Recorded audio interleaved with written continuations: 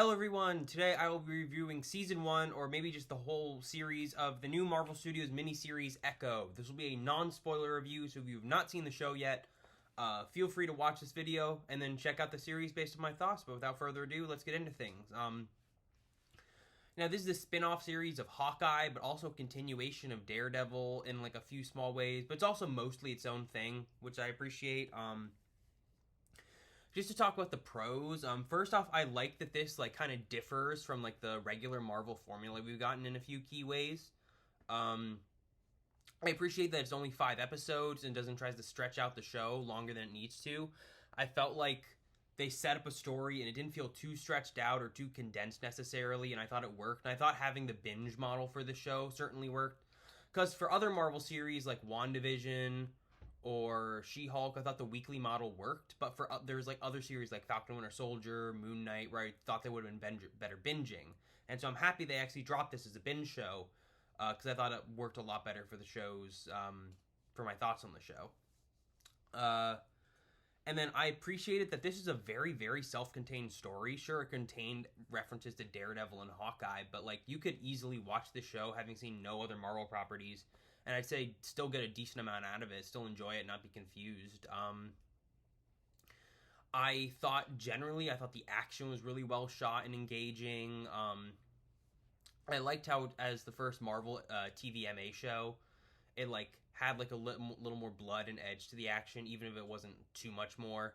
I liked the way the show was shot. The music by Dave Porter was pretty solid. And I thought it had a really solid cast of characters. Alaqua Cox's Maya Lopez Echo was genuinely really, really good. She had a great performance. She was a very well-developed, likable character, but also with some questionable morals, and I appreciated that, and I thought she worked really well, and I'm excited to see more of her.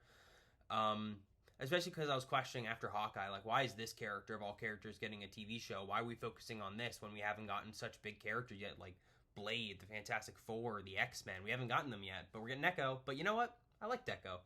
I thought she worked great in this show. And the rest of the cast, I thought her whole family was a lot of fun. I enjoyed how they contributed to her character development, but had a little bit on their own. And they also just made for some more fun, lighthearted moments that distracted from more like the crime stuff. Speaking of which, I thought Vincent D'Onofrio's return as Kingpin was very, very, very well done.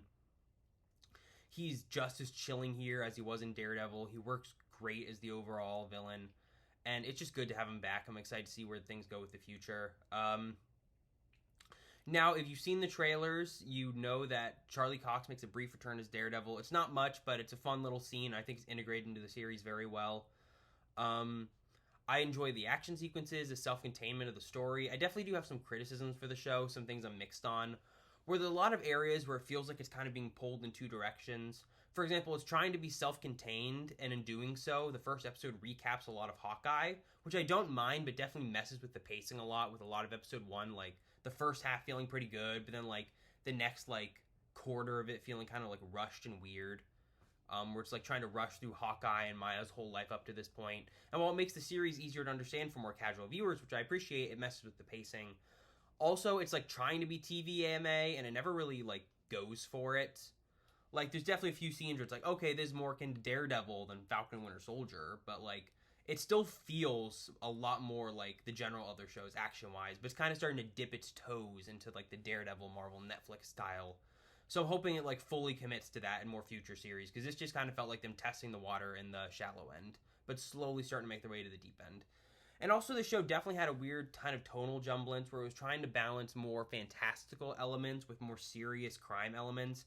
And while generally that worked, sometimes the way they tied into Maya's origins and ancestors kind of distracted from the main part of the show, and some of the overall pacing. Not too bad by the end of the series. It didn't bug me as much, but early on I thought it was weird with some extended sequences where it just didn't really feel like it was fitting into the story, although it did pay off a little bit at the end. Overall, I thought Echo was a very solid, fun MCU series. It definitely feels different from the other series due to the shorter amount of episodes, the binge model, the dipping their toes into TVMA, references to Daredevil and other shows like that. And while it hasn't, and being like a full self-contained story, while it hasn't fully saved Marvel Studios from the problem they've been having with the recent TV series, I think it's a good first step in the right direction. I'm excited to see where they push forward with this with Daredevil Born Again. I really enjoyed it. Alaqua Cox's Echo was really, really great, and I'm excited to see more of her character. And I enjoy that this story wraps up really neatly while still teasing a few things to come. So I think I would give Marvel Studios Echo an 8 out of 10. I enjoyed it. It's a very solid miniseries. I'd say check it out, but I'd say binge it in either one go or only like a day or two apart. Because it's not really a weekly watch series, but I liked it. Anyways, I hope you guys liked the video. Coming up soon, my review of Monarch, Legacy of Monsters, the new Godzilla show. I hope you guys liked the video, and I'll see you all soon. Bye for now.